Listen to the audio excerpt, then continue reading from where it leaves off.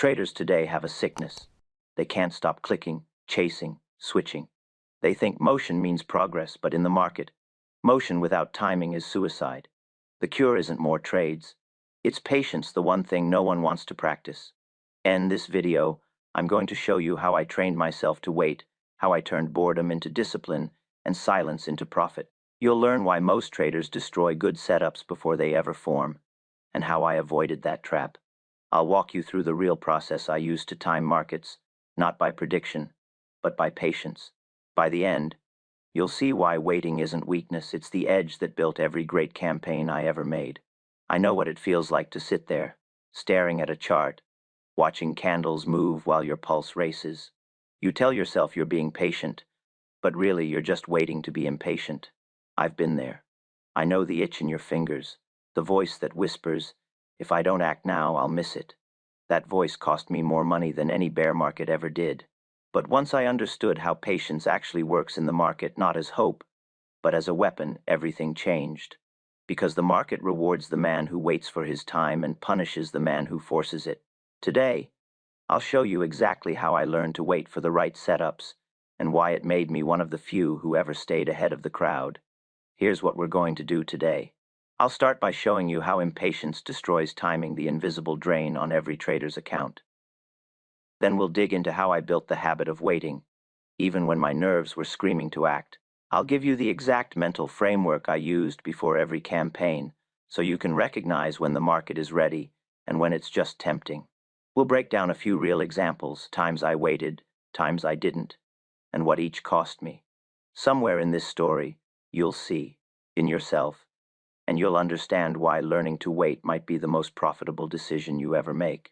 Because the secret isn't timing the market, it's timing yourself. Here's something most traders never see until it's far too late. They think the market punishes bad trades, but that's not true. The market doesn't punish, it waits. It watches. It lets you get tired, nervous, and careless, and the moment you move first, it collects its payment. Every time I thought I needed to do something, the market already had me. Because that's the trap. Motion. Movement feels like control. It feels like progress. But in this business, movement without timing is suicide.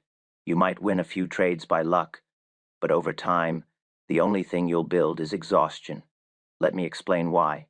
When you sit in front of that screen, watching every tick, every candle, every quote flashing red and green, it's not information you're seeing, it's bait.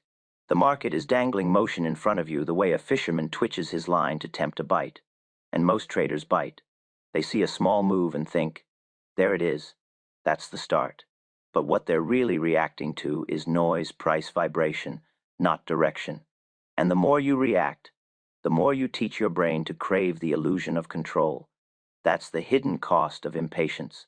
Not just lost money, though, that comes soon enough, but the constant erosion of judgment. The endless chatter of your own mind telling you, do something, do something, do something. You stop trading your plan and start trading your feelings. And once your feelings run your trades, you're not a speculator anymore, you're a gambler with better lighting. Back when I first started, I thought I had to have an interest all the time. If I wasn't in a trade, I felt like I was missing something. The ticker would roll, the tape would sing, and I'd feel that pull, the same pull every trader knows. So, I'd jump in, trying to catch every move. And for a while, it even worked. Small profits, quick wins. But when the market changed tempo, I didn't. I kept playing fast while the market slowed down. That's when it took back everything and more. It took me years to understand this. There's no medal for activity in speculation. The only score that matters is timing. The man who waits for his moment will always take the money of the man who acts too soon. Always. You see, success in this game isn't about doing, it's about allowing the market to show its hand, allowing a setup to mature, to prove itself. Observation is participation, sitting still, taking notes, recording price, testing the strength of a move. Those aren't wasted hours. That's preparation, and preparation is the highest form of patience. Here's how I want you to think about it. Imagine a hunter waiting for a deer. He doesn't fire because he sees a leaf move. He doesn't shoot at shadows. He waits until the target shows its heart, until movement becomes proof. That's the moment that counts. Everything before that is noise. That's exactly how I treat the market. I watch it breathe, I study its rhythm, and I wait for confirmation. And when it comes, I act fast and without hesitation because I've already done my waiting. The time to act is when the market forces you to, not when boredom tricks you into motion. So if you're losing, ask yourself, is the market really beating you? Or are you beating yourself by acting before it's time? Once I started measuring my performance not by the number of trades I made, but by the quality of my timing, everything changed. My losses shrank, my wins stretched, my emotions calmed, because I realized something no book or broker had ever told me. The market doesn't reward movement. It rewards patience wrapped in precision. And every unnecessary trade you take is money you pay to learn that lesson the reach-in, hard way. Let me show you what happens next. Because to truly master patience, you first have to survive your own impulses. And that's where the real battle begins. The market, I discovered, was never my greatest opponent. The enemy was much closer. It was the restless voice that lived behind my own eyes. That voice never stopped whispering, "Do something, Jesse. You're missing it. You're late. You're watching money slip away while you sit there." That voice can't stand silence. It feeds on the illusion of control. It mistakes movement for mastery. Every trader has that voice. Some drown it out with noise charts, indicators, new strategies. But the truth is, you can't silence it with more information. You can only quiet it with understanding. I had to learn that impatience wasn't a trading mistake, it was a disease of the mind, and it grew in the absence of structure. I began to see a pattern that repeated in every losing trader I ever met, including the man I used to be. It always started the same way. Boredom. You sit in front of the market waiting for your setup, but nothing's happening. You scroll, you refresh, you stare at screens that refuse to move the way you want. That boredom turns into curiosity. What if I just take a small position? That curiosity becomes temptation. What if it runs without me? And finally, the trade goes wrong, and you're left with regret. That's the emotional cycle that destroys discipline. Boredom, curiosity, temptation, regret. It doesn't matter if you've been trading for 2 weeks or 20 years, if you let that cycle run, the market will always pull you into a trap. In 1901, during the Great Northern Pacific Corner, I learned this lesson the hardest way a man can learn anything, through pain and hindsight. I'd been right in direction, but I didn't wait. I sold too soon because I couldn't stand the quiet. The tape was slow, my nerves were fast, and when the real move came, I was already out, sitting there watching others make the money that could have been mine. That mistake didn't just cost me profits, it cost me belief. Because once you see what you could have had if you'd simply waited another day, or even another hour, it haunts you. It forces you to admit that the market wasn't your problem, you were. So, I started to study my own behavior the way I studied price action. I began to treat my emotions like indicators. When I felt the need to act, I'd write it down. I'd note what I was feeling, what I was seeing, and what I feared missing. I realized that every impulse came from the same root: fear. Not fear of losing, but fear of missing out. The market teaches that missing a move feels worse than taking a loss. That's why most traders chase price. They can't bear the thought of watching others make what they think they deserve. But the moment you act on that feeling, you trade for validation, not for profit. And validation is the most expensive currency in the world. Here's something I came to understand. Patience isn't the absence of emotion, it's control of it. You don't become calm by nature. You build calm through repetition. I started training my mind the same way a soldier trains his reflexes. Every morning before the bell, I'd sit alone with my notes and read through the market records I kept, page after page of stocks I'd watched rise and fall. I'd relive the moments where I jumped too soon or held too long, and I'd ask myself one question: what did the tape really show me? Not what I hoped, not what I feared, but what it showed. And when I looked closely, I saw something I'd missed for years. The market always gives you proof before it gives you profit. It always whispers before it shouts. The problem is, most men don't wait for the whisper, they want the shout. But by the time you hear it, the move's already halfway done. The professionals wait for confirmation. The amateurs wait for excitement. I stopped trading excitement and started trading evidence. I used to think patience was a trait, something some men had and others didn't. But patience isn't personality, it's structure. It's built through habits that protect you from yourself. I learned that if I didn't prepare before the bell, I'd prepare during it, and that's when emotion takes over. So I began my preparation early. I'd read newspapers before dawn, not for headlines, but for tone, for shifts in sentiment, for signs that the crowd was leaning too far in one direction. I'd write out levels, triggers, and warning signs. When the market opened, I wasn't there to guess, I was there to observe. Then I built a rule that saved me more money than any trade ever made me. Never decide while the market is open. All decisions were made the night before, in the calm. The market isn't the place for thinking, it's the place for execution. So I separated thinking from acting. I analyzed after hours, but I acted only when the tape confirmed my plan. If it didn't confirm, I did nothing. Because inaction under the right conditions is action. You might think this sounds mechanical, maybe even cold, but the more mechanical I became, the freer I felt. Discipline didn't restrict me, it released me from confusion. I no longer had to argue with myself, no longer had to justify bad trades as practice or instinct. I had a system, and the system had one goal: protect my patience. And I did something else that most traders never do. I began to record the trades I didn't take. Every time I passed on a setup, I'd come back later and check what would have happened if I had taken it. When most of those trades failed, I trained my mind to feel pride instead of frustration. That's how you build patience. You have to reward restraint, the same way you reward profits. Because patience isn't built by waiting, it's built by proving to yourself that waiting pays. I remember sitting in my office one quiet morning, watching the market drift sideways. Nothing was happening. My assistants were restless, the papers were full of gossip, and everyone wanted to know what I was doing next. I told them, "I'm waiting for the market to line up." They laughed. But a week later, the move came, and I was already in position because I'd been watching, not chasing. That day made me more than a dozen impulsive trades ever could have, because the market always reveals itself to the man who gives it enough silence to speak. You want to know the truth about patience? It's not peace, it's control. It's standing still while everything inside you screams to move. It's learning to master the animal that lives behind your ribs. And when you do, when you've built the structure, the ritual, the restraint, patience stops feeling like waiting. It starts feeling like power. Once that shift happens, everything changes. You stop trying to predict and start allowing. You stop hunting trades and start letting them come to you. That's the moment you realize that patience isn't a pause, it's a position. And that's when time itself becomes your ally. Now, once you've trained your impulses to obey you, once waiting no longer feels like punishment, you're ready for the next step. Because the question every trader faces then is simple but deadly.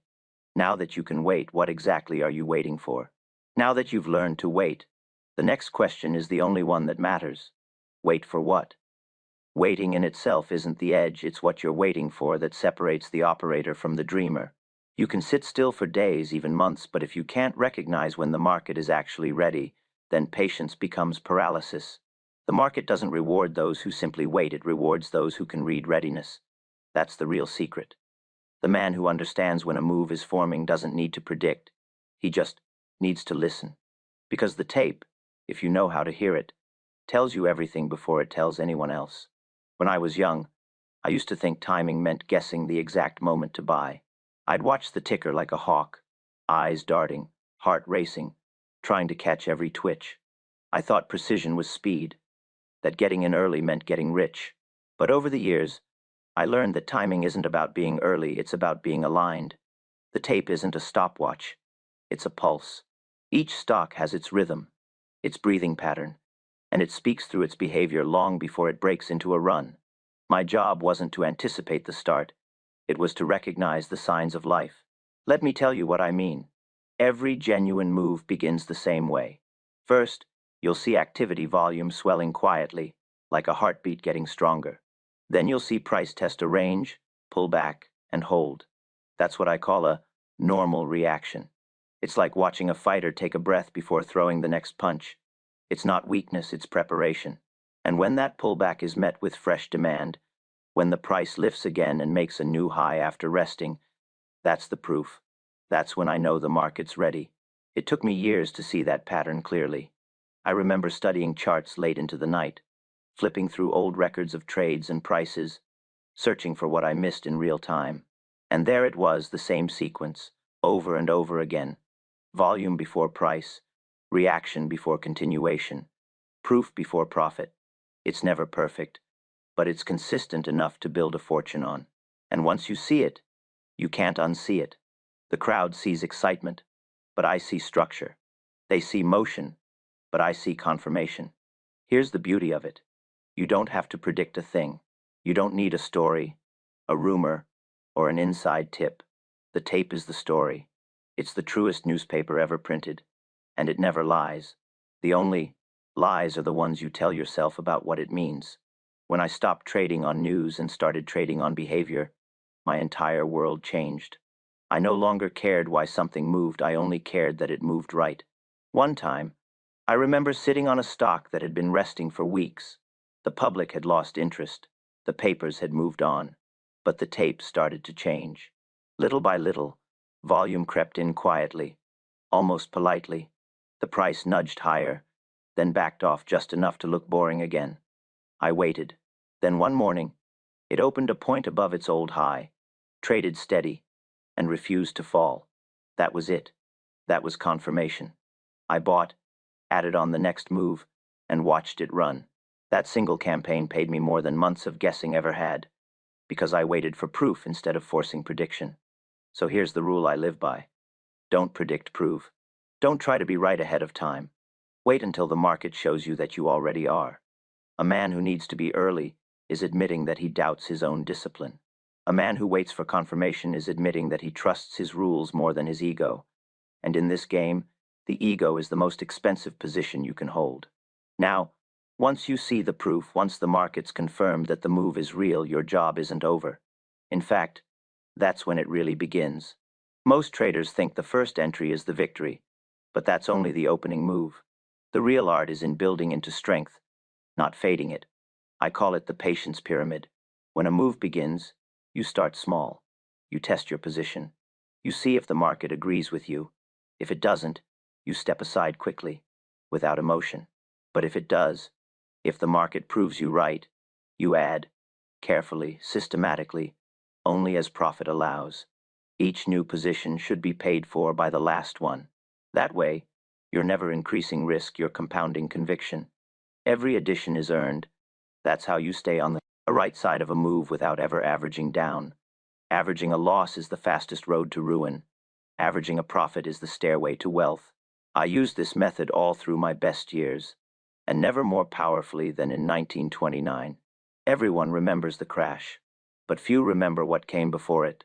The months of distribution, the slow shift from euphoria to exhaustion. I watched that tape every day, and I saw it in stages. The market wasn't collapsing, it was sagging. Each rally was weaker than the last. Each recovery took longer to appear. So I began my campaign. I didn't short all at once. I built into it. Every drop confirmed my bias. Every failed rally gave me permission to add. And when the real break came, I was already in full position. I didn't need to chase panic, I'd prepared for it. That's what patience earns you. And then comes the hardest part, the part most men never master: sitting tight. You'd think holding a winner would be easy, but it isn't. The moment you're up big, fear creeps in from a new angle. You stop fearing losses and start fearing giving back gains. That's when most traders sell too soon. They mistake natural corrections for reversals, healthy breathing for sickness. But the market doesn't move in straight lines, it moves in waves. If the structure that carried you in is still intact, there's no reason to jump.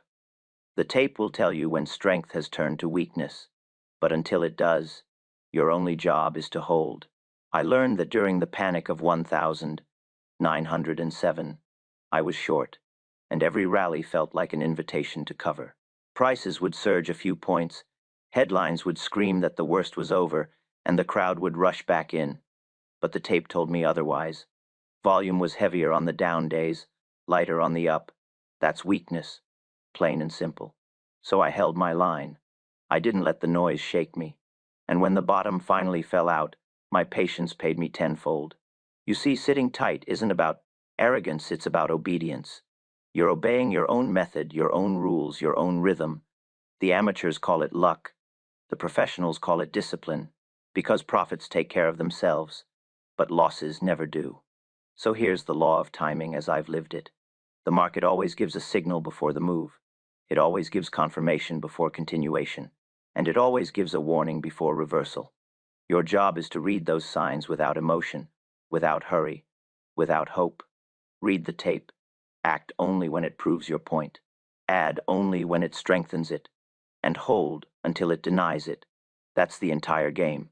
Now you might be thinking, Jesse, that sounds easy when you say it. But remember, every easy principle in trading is only easy when you've paid for it with discipline. Timing isn't about knowing when, it's about having the strength to wait until when arrives. And here's where most traders fall apart, after they finally win. Because when you start to make money, patience begins to feel unnecessary. Success tempts you to speed up, to capitalize, to do more of what's working. That's when patience turns into pride, and pride is what takes good operators off the board. I've seen it. I've lived it. And if you don't protect your profits with the same patience you used to earn them, the market will take them back with interest. So before we go deeper, I want to show you something most traders never see: the phase that comes after victory.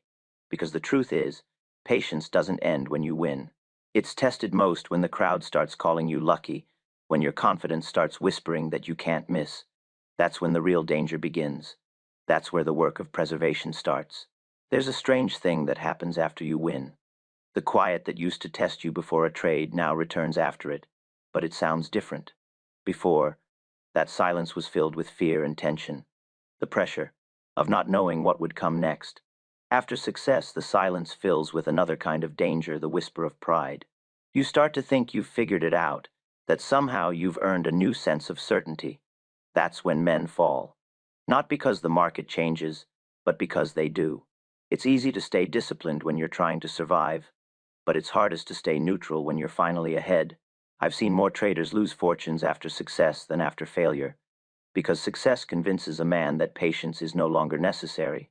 When I made my first real fortune, I remember walking the streets at night, unable to sleep, not because I was worried about losing it, but because my mind was already planning the next move. I thought I'd cracked the code. I thought I could press harder, trade bigger, act faster. That's the curse of success. It feeds the same impatience you thought you'd conquered. You stop seeing the market as something to respect and start seeing it as something to conquer. But the market never bows. It waits, and it punishes arrogance just as surely as it punishes ignorance. The worst losses of my life didn't come when I was desperate. They came when I was confident. After the panic of 1907, when I'd made more money than I thought I'd ever see again, I felt untouchable. I'd shorted the market through the crash and come out the other side with profits that would make most men retire. And what did I do? I went straight back in. I wanted more. I wanted to prove I was right, not just once, but always. That's when the market reminded me who was in charge. I gave back half of it in a few months, not because I forgot how to trade, but because I forgot how to wait. I forgot that the same patience that built the fortune had to protect it. That's why I learned to disappear after every major win. I'd take weeks, sometimes months, away from the market.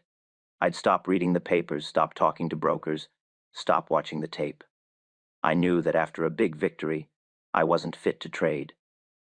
Success creates noise inside your own head. You start to hear your name whispered in rooms you've never entered.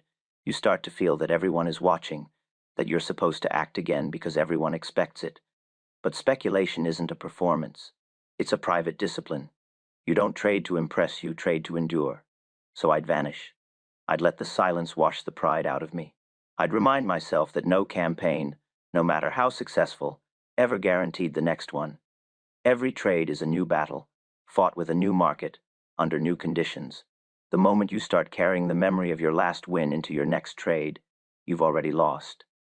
The tape doesn't care about your last profit. It doesn't know your name. It will humble you the moment you stop respecting it. That's why I always kept what I called waiting money, cash that wasn't meant to be traded, just held. It wasn't idle, it was ammunition for when the next true opportunity appeared. It gave me the power to say no. Most traders blow up not because they run out of ideas, but because they run out of patience. They feel pressure to stay active, to keep their capital working. But idle capital isn't wasted, it's preserved. The best money I ever made came from cash. I refused to risk until the market gave me proof. Let me put it plainly, the market rewards neutrality. You can't afford to be a bull or a bear. You have to be an observer first. When I was young, I used to think conviction meant stubbornness. I thought that to be a great trader, I had to believe in my trades, to hold them no matter what the world said. But belief is the death of flexibility. Once you believe, you stop observing. The great operators don't trade on belief, they trade on behavior. They're loyal only to the evidence. Emotional neutrality is the highest form of patience because it's the hardest to keep. It means you can't celebrate wins or mourn losses. You have to stay as calm after a profit as you were before it. That balance is what keeps you from swinging between greed and fear, the two emotions that destroy every operator eventually. I've learned to treat every campaign like it's the first one I've ever made. I don't bring yesterday's excitement into tomorrow's decisions. I wipe the slate clean, start with fresh eyes, and ask myself, what is the market doing now? You can't imagine the clarity that brings. When you no longer see trades through the lens of your last result, your judgment sharpens. You stop trying to protect past profits and start protecting your future discipline. You start trading clean again. Because the truth is, every time you trade from emotion, whether pride or panic, you're not trading the market, you're trading yourself. I often tell traders, a soldier who celebrates before the battle ends is the first one to die. In speculation, it's the same. You can't relax until the market is done moving. You can't let comfort dull your awareness. The best traders I've ever known are quiet in victory and invisible in defeat. They know that the moment you start thinking you've mastered the market, it's already preparing your next lesson. So I learned to protect my profits not just with stop losses or position sizing, but with silence. When I felt the need to talk about a big win, I'd remind myself that pride was the most dangerous trade of all, one with unlimited downside. I'd stay away from parties, stay away from congratulators, stay away from brokers who wanted me back in the game. The only voice I wanted to hear was the market's, and it speaks only when you stop talking. That's the real meaning of holding the line. It's not just holding a position on the tape, it's holding a position within yourself. It's standing still when excitement, greed, or fear try to move you off. Balance. Every trader can learn a strategy. Few can learn this kind of silence. But if you do, you'll start to notice something miraculous. When you stop chasing the market, it starts to come to you. Opportunities begin to line up with your discipline. You'll see setups you used to miss because your mind was clear enough to see them. That's when patience becomes power. And once you reach that level, something even stranger happens. You realize patience isn't passive anymore, it's active defense. You're not waiting for the market to bless you, you're commanding it to prove itself. And when you master that, when you can wait without wanting, you'll find that the market itself begins to slow down for you. You stop reacting to it, and it starts reacting to you. That's the edge every trader dreams of but few ever reach. And that's what I'll show you next, how stillness, once mastered, becomes your most profitable position. There comes a point in a trader's life when the noise quiets, not because the market has changed, but because you have. You stop flinching at every tick, stop chasing every headline, stop feeling like you must always be doing something to prove that you're alive. It's strange at first, almost uncomfortable. You find yourself calm while others are restless, still while others are running. That's the edge of stillness, the place where you begin to operate above the crowd instead of among them. It's where your patience turns from a shield into a weapon. I learned that the real mastery of speculation isn't measured by how much you trade, but by how much you can watch without acting. Because when you can watch without emotion, you see what no one else can. The crowd never waits. The crowd is driven by the need to feel alive through activity. They think that action equals control, but that's the illusion that keeps them poor. The professional waits, not because he's uncertain, but because he knows certainty doesn't exist, only probability. And probability increases with patience. I've spent months, sometimes entire seasons, sitting on the sidelines, studying the rhythm of prices, watching the flow of demand and supply ripple through the tape. Every market has a pulse. It beats faster in mania, slower in fear. When you learn to feel that pulse, when you align your own rhythm with the market's, you move with it instead of against it. That's where true precision is born. Most traders are slaves to the short term. They want to profit today, this hour, this candle. They think in moments instead of movements. But markets, like life, move in cycles. You can't rush the harvest before the seed has rooted. I've waited months for a campaign to ripen because I knew that one well-timed trade could earn what 100 random ones could never replace. Waiting doesn't waste time, it compounds it. The hours you spend in observation are like interest accruing on capital. You're gathering context, understanding patterns, noticing details that others miss because they're too busy acting. I remember in 1921, after years of chaos and war, the market was exhausted. The papers said the country was finished, that industry was dying, that the future was uncertain. Stocks drifted lower, volume dried up, and the public wanted nothing to do with Wall Street. But I watched quietly. I watched the way prices stopped falling as quickly, how the panic started to lose its energy, how the tape began to breathe again. It wasn't bullish yet, not by any measure, but it was changing. I could feel it. It was as if the market had finally exhaled after years of holding its breath. I waited, and I waited longer, ignoring every small rally, every false start. And then one day the movement came, not a rumor, not a headline, but a steady climb, a rhythm of accumulation that you could feel in your bones. I entered then, not before. That patience built a fortune. Not because I was clever, but because I refused to rush what time had not yet finished preparing. Stillness doesn't mean doing nothing, it means doing only what matters. It's the highest form of discipline because it requires the most restraint. Every moment you sit quietly, studying the market without touching it, you're training yourself to see deeper. You start to notice how the crowd behaves, how patterns repeat, how emotions echo through price. You begin to sense the inevitability of human behavior. And that's when trading stops being gambling and becomes observation. You're not predicting anymore, you're listening. I like to think of it like chess. The amateur lunges for the first move he sees, thinking aggression equals genius. The master waits, watching 5 moves ahead, letting his opponent reveal his intentions. He wins not by speed, but by silence. The market is no different. Every tick is an opponent revealing its next move.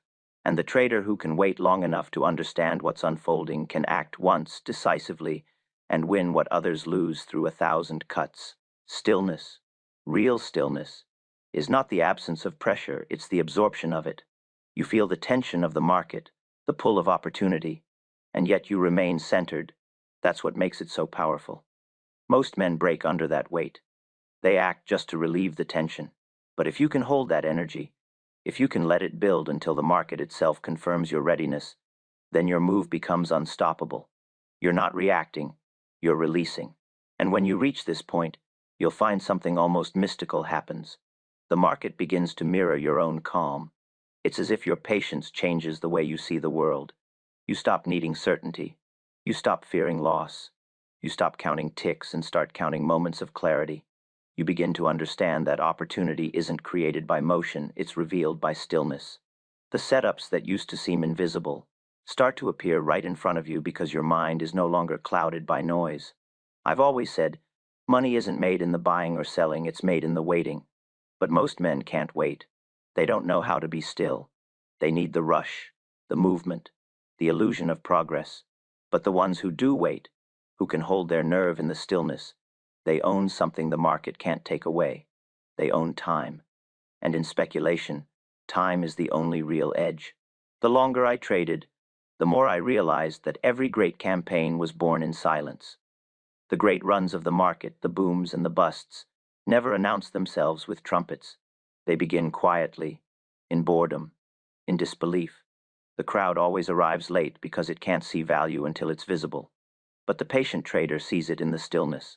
He sees accumulation in dullness, distribution in excitement, tops forming in euphoria, bottoms forming in despair. That's the real education of the operator, learning to read stillness as signal.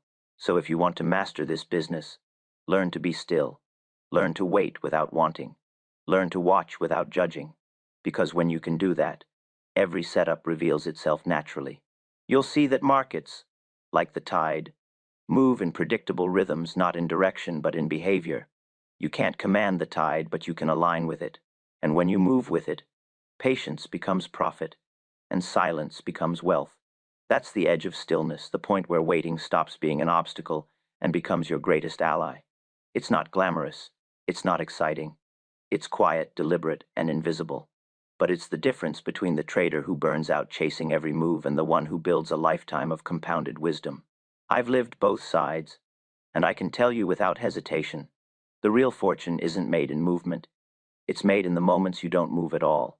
There's a quiet truth at prize, the end of every trading life, a moment that comes after the rush and the losses and the victories, when you finally see the market for what it truly is, not an opponent, not a mystery, but a mirror. Every price swing, every surge of panic or wave of euphoria, it's just a reflection of human nature repeating itself endlessly. What you've really been learning all these years isn't how to trade stocks, it's how to trade yourself. You've been learning the discipline to see without wanting, to wait without fearing, to act without doubting. That's what patience really is. Not passive idleness, but calm precision born of understanding. When I look back over the decades I spent in this game, through every rise and every ruin, I can tell you exactly when the tide turned in my favor. It wasn't when I discovered a new system, or some secret indicator, or the perfect setup. It was the day I stopped needing to trade, the day I could sit still with the market open and feel nothing. No urgency, no excitement, no dread, just awareness. That's when I became an operator instead of a player. Because when you no longer need to force trades, when you can let the market come to you, that's when the real profits begin. And they don't just come in dollars, they come in peace. Every trader begins with greed and ends with wisdom if he lasts long enough. But most don't last. They're too eager to play every day, too desperate to prove themselves. They don't understand that trading isn't about taking chances, it's about taking only the right chances. The market doesn't care how hard you work, how long you watch, or how much you think you deserve to win. It only rewards alignment, timing, readiness, discipline. Everything else is noise. And patience is the only bridge that connects your preparation to that alignment. I've told you throughout this lesson that waiting isn't weakness. It's the strongest position a man can take. But let me leave you with something more practical, something that took me a lifetime to learn. There's a way to measure patience, and it isn't by time, it's by restraint. Every time you stop yourself from chasing, every time you let a setup mature instead of forcing it, every time you walk away when the market feels uncertain, you're being paid. Not in dollars, not yet, but in accuracy. Every restraint sharpens your judgment, every pause compounds your capital, every delay strengthens your conviction. The man who can wait through 100 bad signals to act on one perfect one is the only man who will ever truly make money in this game. I've often thought of the market as a vast ocean. The crowd thrashes in the waves, paddling furiously, shouting over the noise, terrified they'll drown if they stop moving. But the professional floats. He conserves his strength. He knows that the current will carry him where he needs to go if he has the discipline to let it. That's what waiting does. It allows the current of opportunity to reveal itself. And when it does, when you finally see the tide changing, you don't have to chase it. You simply align yourself with it and let it carry you. Patience has a strange way of bending time. When you're restless, the hours feel endless. When you're disciplined, they collapse. One good trade built on a foundation of stillness can make up for months of inaction. That's what people never understand. The market isn't a clock, it's a mirror of rhythm. Those who chase it grow old fast. Those who wait for it stay young forever. Because every time you act from calm, you're acting from strength. And strength doesn't age. I'll tell you something else. And I want you to remember this when the market turns against you or when it tempts you with easy money. I never failed because I waited too long. I failed because I couldn't wait long enough. Every loss, every missed fortune, every downfall I've ever endured came from impatience. Some moment when I thought I was smarter than the market, faster than time, wiser than the crowd. But every victory, every campaign that built real wealth, every trade that defined my career came from waiting for proof, then acting with conviction. So when you sit there tomorrow, staring at your screen, feeling that familiar pulse of anxiety telling you to do something, I want you to remember what I told you. You're not being paid to act. You're being paid to endure. The market doesn't test your intelligence, it tests your nerves. The money goes to the man who can wait longest for the right moment. That's the only edge that never fades, never breaks, and never depends on luck. You've now seen the full circle, the movement, the restraint, the waiting, the holding, the silence. And if you've truly understood it, you're no longer trading just for profit. You're trading for mastery. Because the truth is, mastery isn't about conquering the market. It's about conquering the part of you that can't stand to wait for it. That's the final evolution of a speculator. You start by chasing movement. You end by sitting in stillness. And if you've followed me through this lesson, if you've felt the pulse of what I've said, then you're ready for the next step. Because patience is the weapon, but timing is the trigger. In the next lesson, I'll show you exactly how I knew when a stock was ready to move, the signs that told me the market's hand before it played it. You've learned how to wait. Now it's time to learn how to strike. So when this video ends, don't rush off. Don't look for something new. Sit for a moment in the quiet. Let the silence feel heavy. That's where every great trade begins, with stillness, awareness, and the courage to do nothing until the moment demands everything. You come to a place, if you stay in this game long enough, where you stop thinking in trades and start thinking in truths. It's the place where all the charts, all the records, all the price sheets and tickers blur into something simple and human. The market becomes less about numbers and more about rhythm. You begin to feel it, not study it. You stop forcing predictions and start recognizing patterns, not in the tape, but in yourself. You start to see how the same emotion that drove the crowd in 1907, in 1929, in 2008, and in whatever storm comes next, is the same emotion that beats inside every trader who's ever lived. Fear of missing out, hunger for confirmation, refusal to sit still. And that's when you finally see the truth that took me a lifetime to learn. The market is nothing but human nature on display. It's the sum of every hope, every lie, every desperate move we make when we can't stand uncertainty. It's you, it's me, it's everyone. I remember in the later years of my life sitting in my study surrounded by years of notes, yellowed pages, fading ink, lists of prices, and cryptic comments in the margins.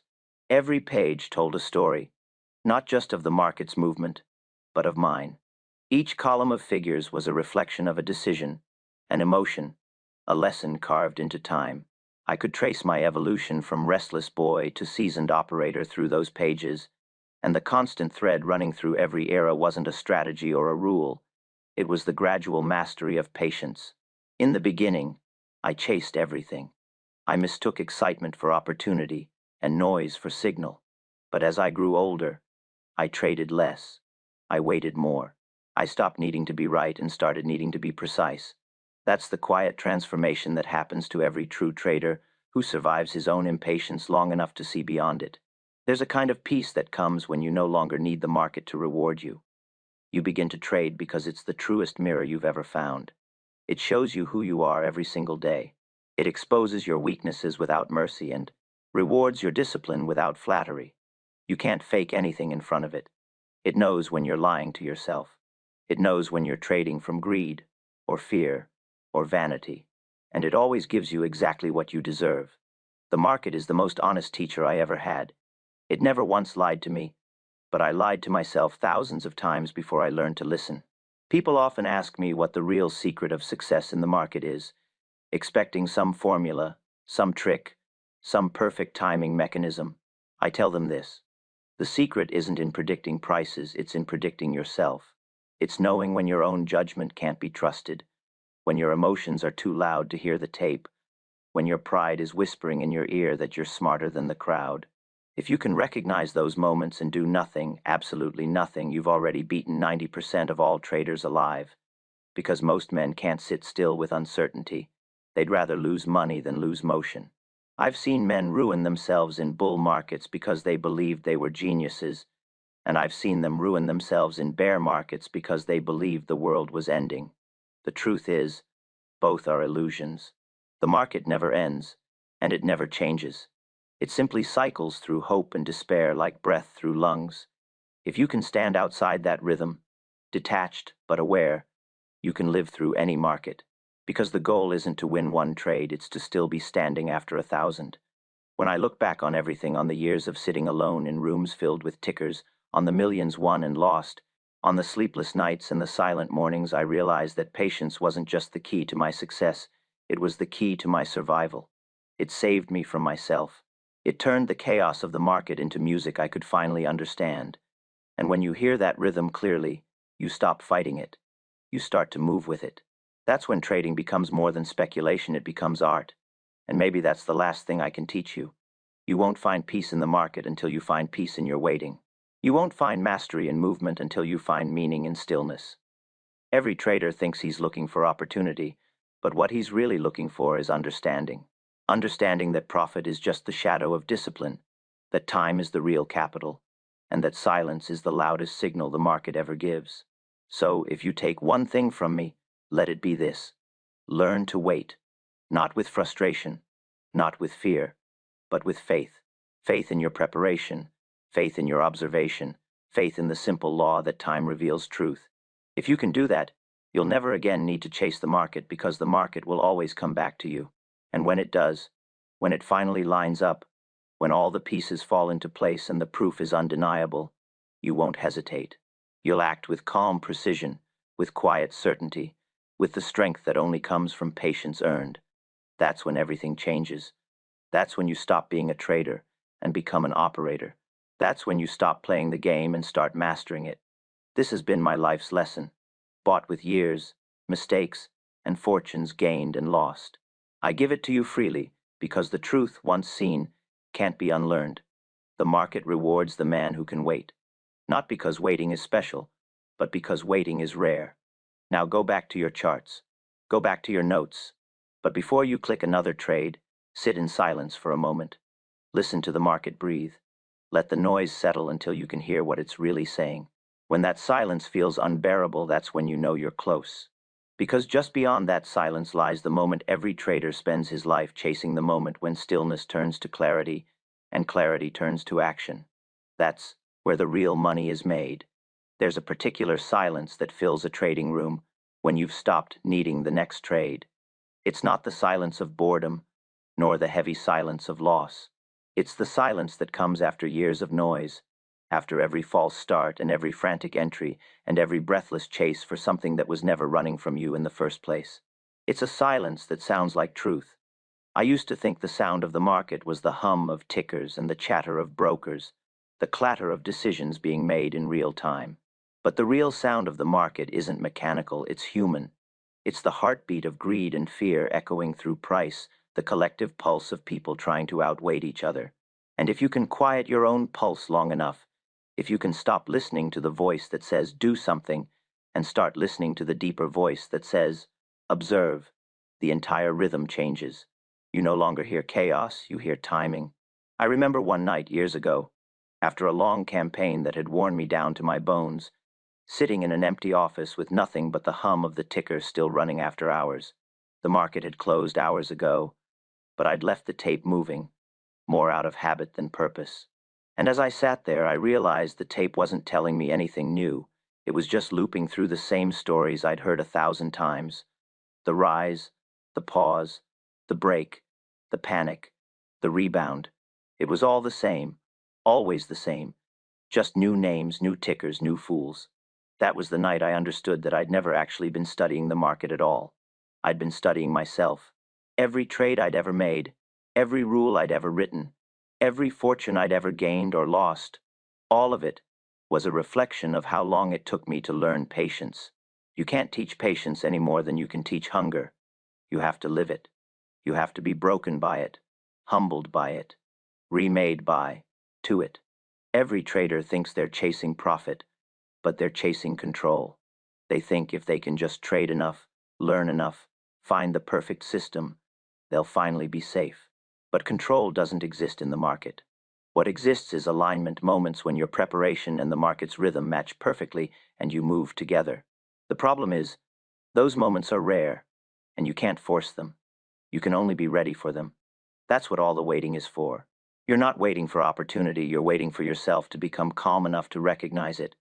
People like to talk about the courage to trade big, but the real courage is in waiting small. It takes nerve to sit through boredom, to hold your fire while the crowd is charging into mediocrity. It takes strength to do nothing while others are doing everything. It takes years to trust silence more than action. And when you finally do, when you finally trust it, you realize something miraculous. You don't lose as much. You don't fear as much. You don't rush as much. You begin to trade like time itself is on your side. Because it is. I've always believed that the market is a teacher that punishes impatience and rewards discipline. But what I came to see in my later years was that it doesn't actually punish or reward anyone. It simply reflects who you are. If you're reckless, it shows you loss. If you're patient, it shows you accumulation. If you're greedy, it shows you exhaustion. And if you're calm, it shows you timing. The tape never lies, but it never forgives either. You can't hide your weaknesses from it. You can only outgrow them. And that's what this whole journey has been about. Outgrowing yourself. You start as a boy chasing excitement, measuring your worth by how much you can win, how fast you can move, how often you can trade. But eventually, the years and the losses carve something quieter into you. You stop chasing excitement and start chasing accuracy. You start measuring your success not by what you make, but by what you no longer lose. You start trading less and seeing more. The world slows down. You begin to see that the game was never about beating the market, it was about learning to stop fighting it. I tell young traders who ask for my advice, one day, if you last long enough, you'll come to love the quiet days, the days when nothing happens, the days when the market drifts and everyone complains that there's no action. Those days are your real teachers, because those are the days that separate the professionals from the amateurs. Anyone can act when the market is screaming, but only the few can stay calm when it's whispering. I'll leave you with this thought. There will come a day when you'll look back on all the trades you've made, the ones that worked, the ones that didn't, and you'll realize they were never the real story. The story was you learning to wait. Every rule you wrote, every mistake you survived, every fortune you built or lost, all of it was leading you toward the same truth.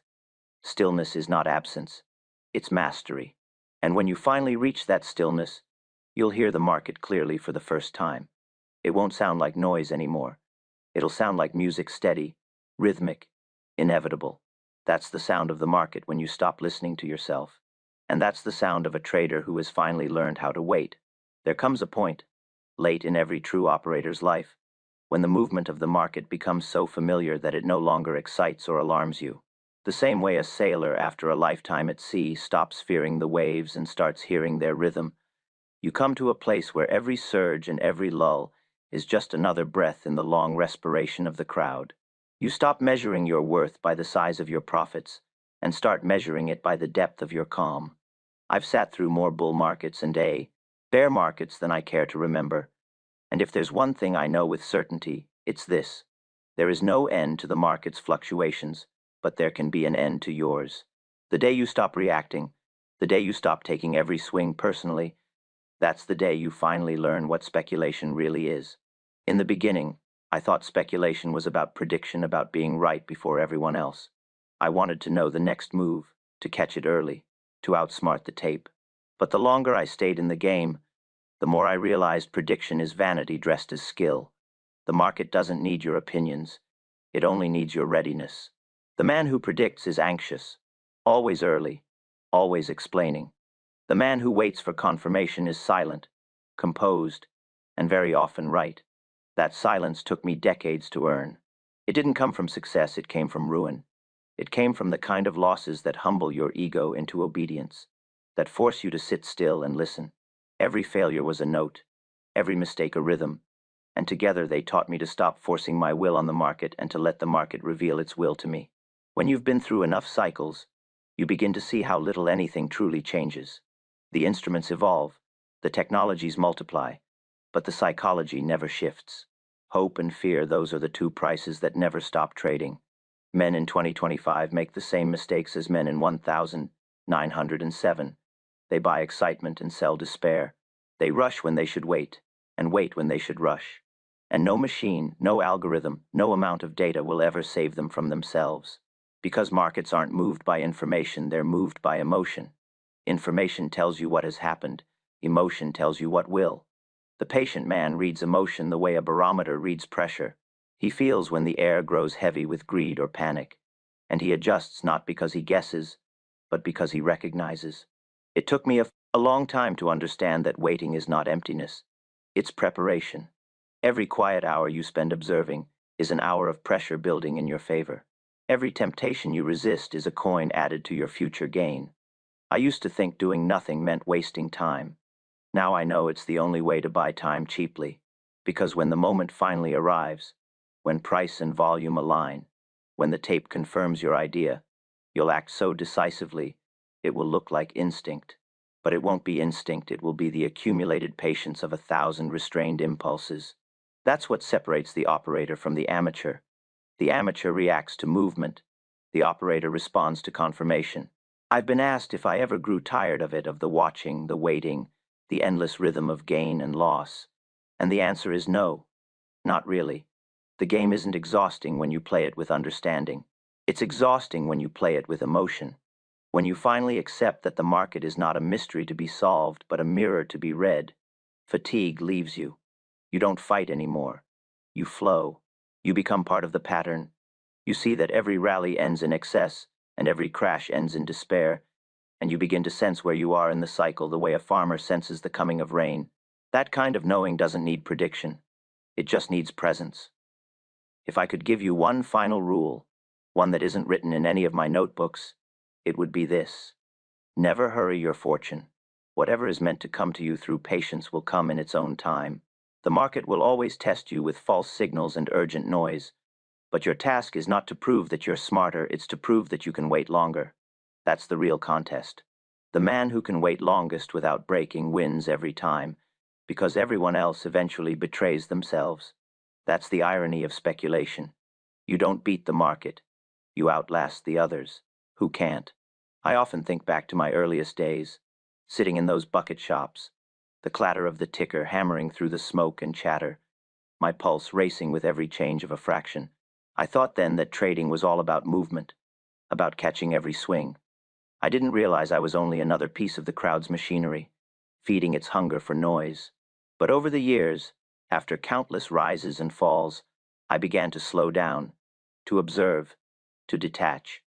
And one morning, years later, I realized I was no longer reacting to the market at all. I was simply reading it. I wasn't a player anymore, I was an interpreter. That's when I knew I'd crossed the invisible line between gambler and speculator. And maybe that's all the wisdom I can leave you with. The market will always move. It will always tempt and deceive and test. It will always whisper promises and shout threats. But it's not the movement that decides your fate, it's your response to it. Patience is not passive. It's the art of controlling your reactions until reality aligns with your preparation.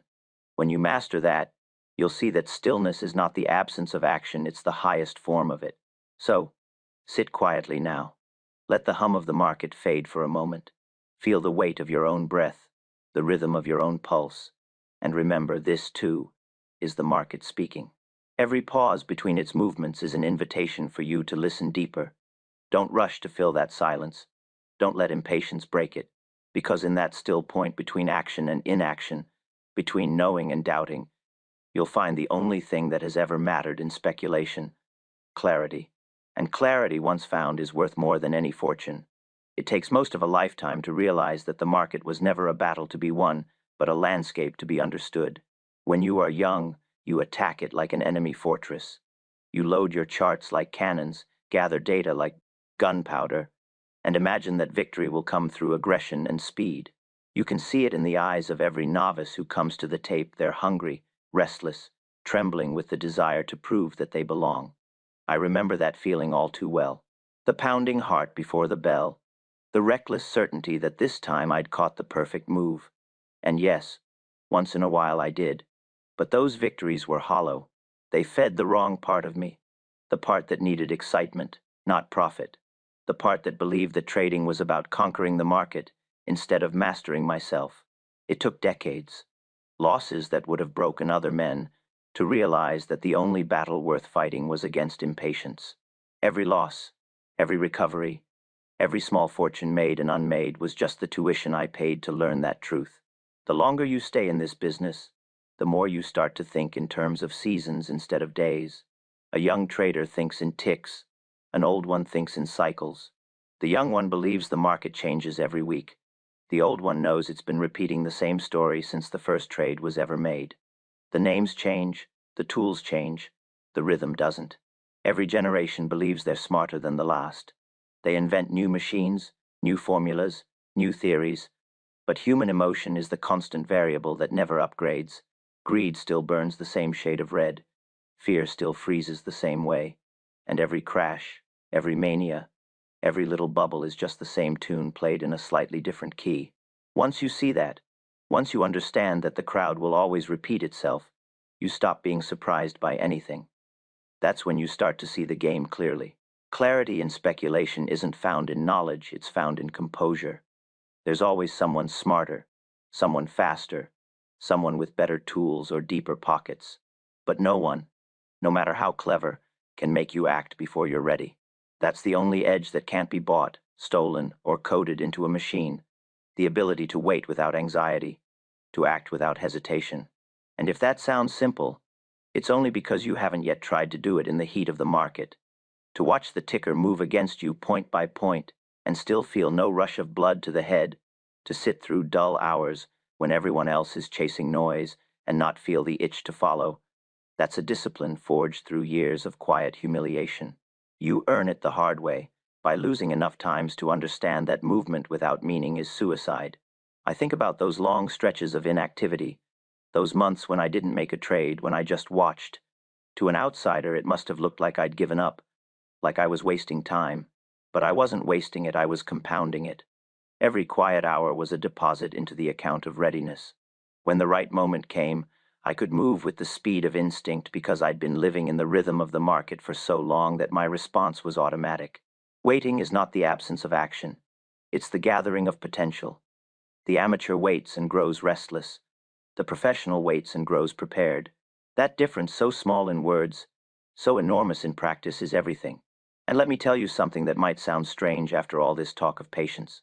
When the time finally comes, when the tape gives you the signal and the market shows its hand, you must move with ruthless certainty. Patience is the bow, but timing is the arrow. The act of waiting only has value if it leads to decisive action. I've seen men waste their discipline by hesitating at the very moment they've been preparing for. They confuse patience with doubt. They wait not because the signal isn't clear, but because they've grown addicted to waiting. That's another trap, the comfort of inaction disguised as virtue. True patience ends the instant proof appears. The instant the market confirms your plan, you strike, not like a gambler rolling dice, but like a surgeon making an incision, clean, precise, final. When you understand that balance, how to wait fully and act immediately, you become untouchable. The crowd moves in waves of emotion, reacting to every twitch in the tide, but you move in alignment with the deep current beneath them. They're trading noise, you're trading truth. They're seeking excitement, you're seeking rhythm. And rhythm is where the money hides, because rhythm never changes. I used to say that the hardest work in this game is doing nothing, and that's still true. But there's something even harder: continuing to do nothing after you've been right. The taste of success can be more dangerous than the sting of loss. It tempts you to press, to overreach, to prove that it wasn't luck.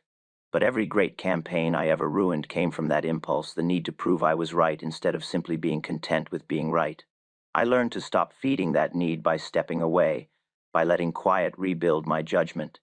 I'd close out a winning trade and disappear for weeks. No interviews, no new positions, no predictions, just silence. Because silence resets you.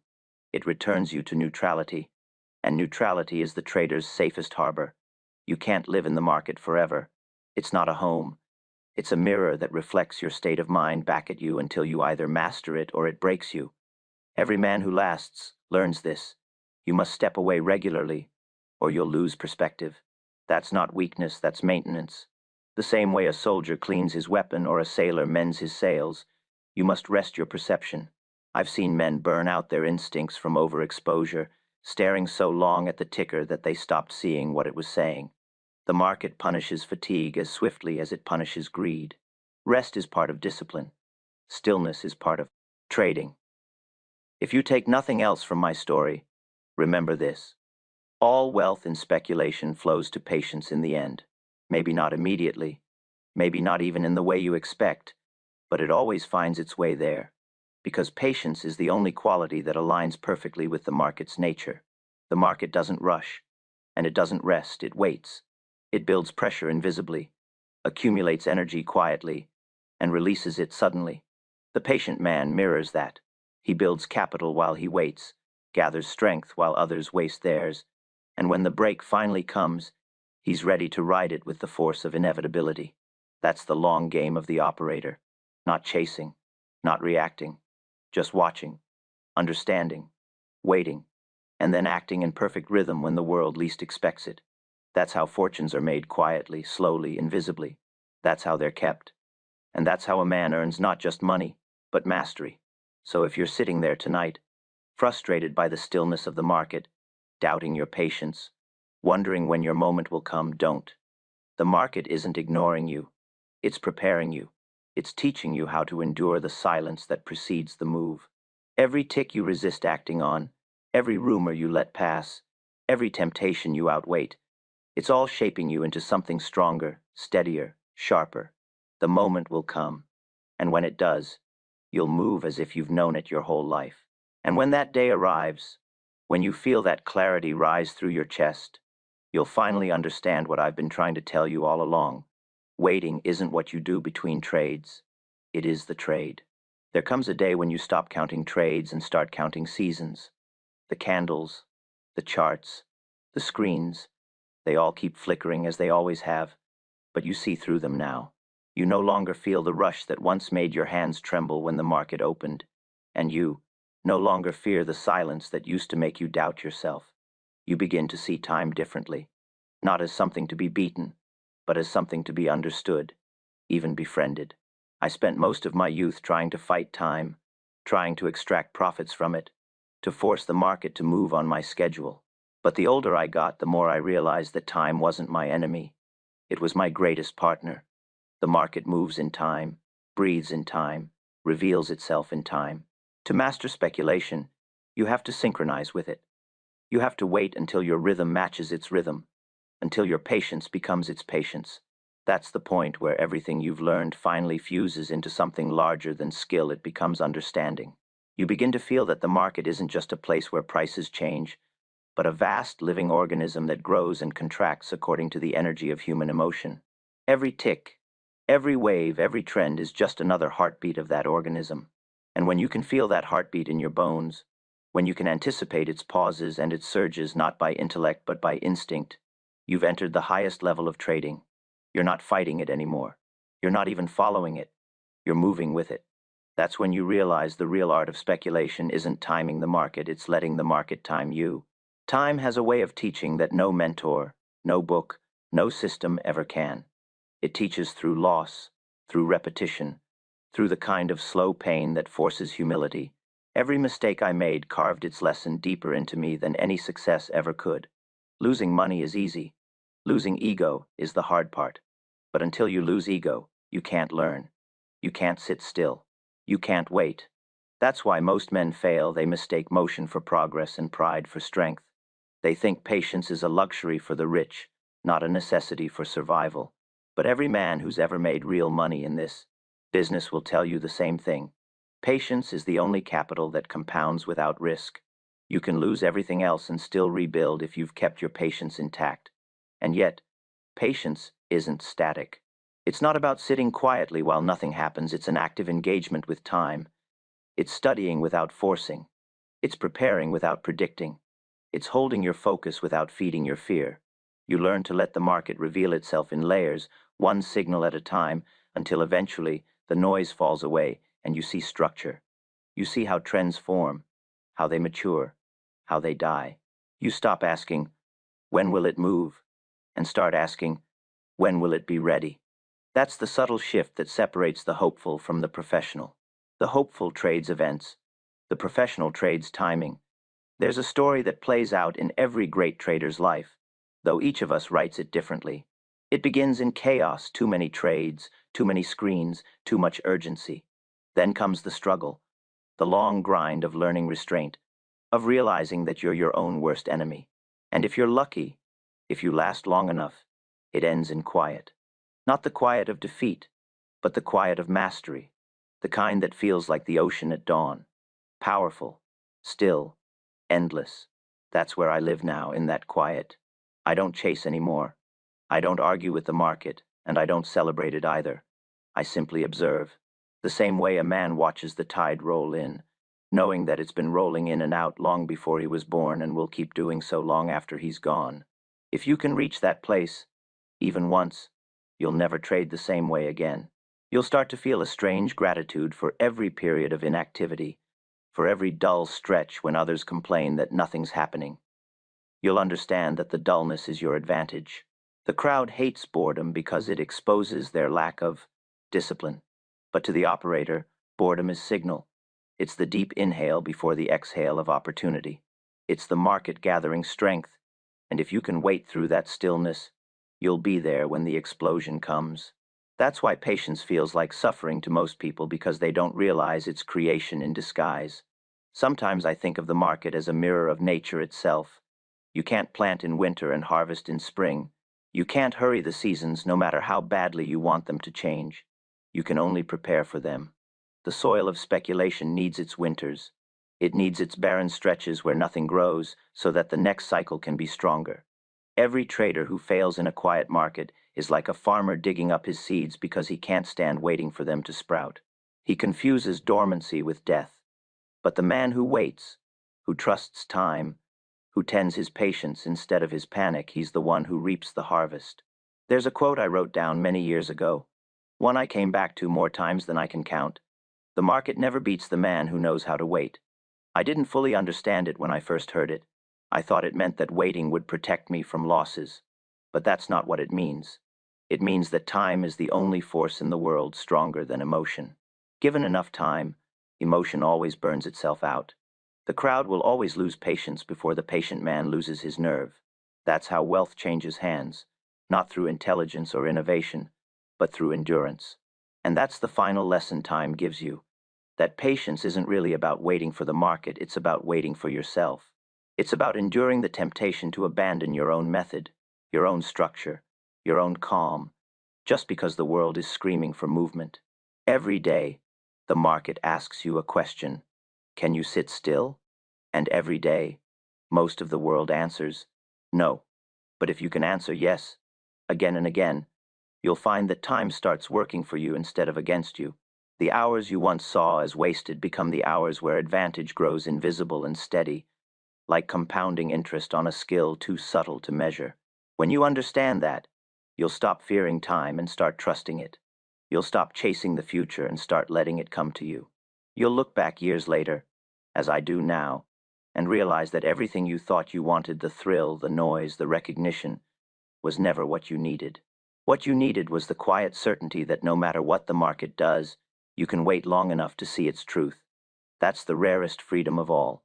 That's the reward waiting gives a man who's paid for it in full. So I leave you with this final thought. Time isn't your obstacle, it's your edge. The market may belong to the fast for a day or a week, but in the long run, it belongs to the patient. Because patience is time, and time, in the end, conquers everything.